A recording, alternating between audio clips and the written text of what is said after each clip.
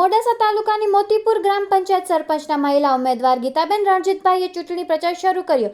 પોતાની ગ્રામ પંચાયત વિસ્તારમાં વિકાસના કામો કરશે અને લોકોની સમસ્યા હલ કરશે તેમ જણાવ્યું હતું। રિપોર્ટર કાદર ડમરી અરવલ્લી। મારું નામ પગી રણજીતભાઈ રેવાભાઈ છે।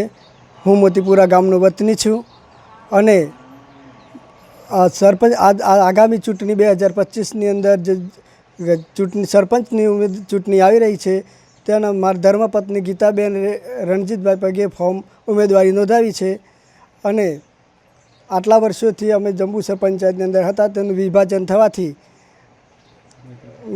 મોતીપુરા ગ્રામ પંચાયત આજે અલગ કરી છે અને સરપંચ અને હું જો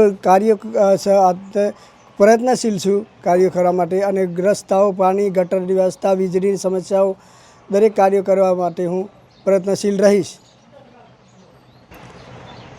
મારી પત્નીનું નામ પગી ગીતાબેન રણજીતભાઈ છે અને તેનું નિશાન છે સુટકેસ અને તેને મત આપી અને અપાવી વિજયી બનાવશો।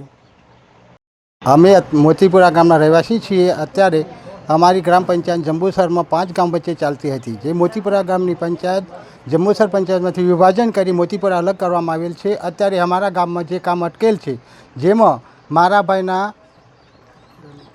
ધર્મપત્ની શ્રી પગી ગીતાબેન રણજીતભાઈ તરીકે અત્યારે સરપંચમાં ફોર્મ ભરાવેલ છે। અત્યારે અમારા ગામમાં જે અટકેલ કામ છે, જેવા કે શૌચાલય છે, પાણીની વ્યવસ્થા છે, રસ્તા છે, વૃદ્ધ પેન્શન છે, 60 વર્ષની ઉંમરના જે પેન્શનકારોને પેન્શન નથી મળતું જેમને પેન્શન અપાવી અમને તેને વિજય બનાવી। અમારા ગીતાબેનનું નિશાન છે સુટકેસ ઉપર ચોકડી મારીને વિજય મત આપીને વિજય બનાવશો તેવી શુભેચ્છા હું પાઠવું છું અને તેમના ટેકેદાર તરીકે હું પૂરેપૂરો આભાર આપું છું।